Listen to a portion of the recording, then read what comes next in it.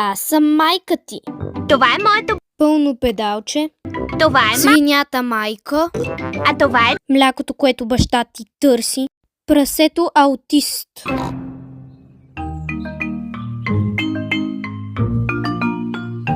Татко закачва снимка.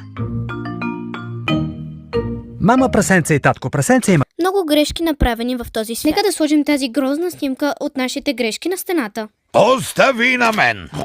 Не знам защо 68-я ми мъж си мисли, че ще може да направи такова нещо този дебела. Аз съм специалистът по ремонтите. Единственото по каквото си специалист е да се плюска като ненаситна свиня.